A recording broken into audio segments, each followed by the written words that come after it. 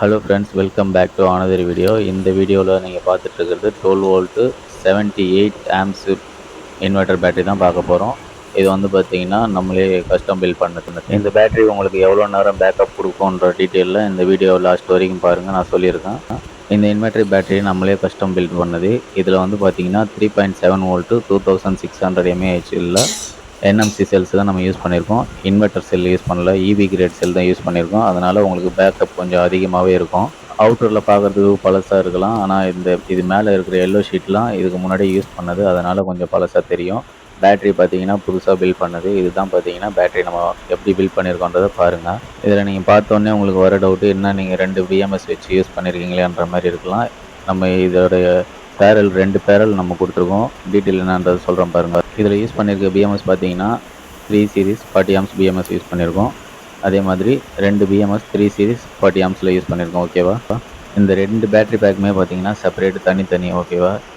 ஒரு பக்கம் இருக்கிறது 39 ஆம்ஸ், இன்னொரு பக்கம் ஒரு 39 ஆம்ஸு.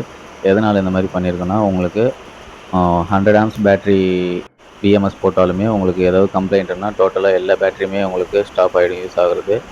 இப்போது இந்த மாதிரி நான் போட்டனால உங்களுக்கு 2 பேட்டரியில் ஏதாவது ஒரு பேட்டரி கம்ப்ளைண்ட் ஆனாலும் பிஎம்எஸ் தான் மோஸ்ட் கம்ப்ளைண்ட் ஆகும். அப்படியே ஆனாலும் இன்னொரு பேட்டரி இன்னொரு பிஎம்எஸ் நல்லாயிருக்கும். அதனால் உங்களுக்கு பேக்கப் கிடைக்கும் நல்லாவே. அர்ஜென்ட்டுக்கு ஒரே டைமில் 2மே வீணாக போகாமல் நம்ம அதை தவிர்க்கலாம். ஒரு சீரிஸ் எப்படி கொடுத்துருக்கோன்றதை பாருங்கள்.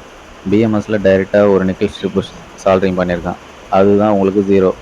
அதுக்கு அப்படியே ரைட் பிஎம்எஸில் டைரெக்டாக ஒரு நிக்கல் ஸ்ட்ரிப்பு சால்ட்ரிங் பண்ணியிருக்கோம், உங்களுக்கு அதுதான் பார்த்தீங்கன்னா 0. இந்த மாதிரி பிஎம்எஸில் அவுட்புட் வந்து plus minus red black wire எடுத்துருக்கோம் இல்லையா, அந்த ரெட்டு பிளாக் ஒயருக்கு பக்கத்தில் இருக்க இன்னொரு பிளாக் ஒயர் தான் 4 வோல்ட் ஸ்டார்டிங்கு. அதே மாதிரி இந்த பக்கம் நீங்கள் பார்க்குறீங்க இல்லையா, நிக்கல் ஸ்ட்ரிப்புக்கு அப்படியே ஆப்போசிட்டில் இருக்கிறது தான் உங்களுக்கு பார்த்தீங்கன்னா 8 வோல்ட்டு செகண்ட் சீரீஸு. அதேமாதிரி அவுட்புட் ப்ளஸ் ஒயர் எடுக்கிறோம் இல்லையா, அந்த ஒயருக்கு பக்கத்தில் இருக்கிறது தான் உங்களுக்கு 3 சீரீஸு 12 வோல்ட்டு.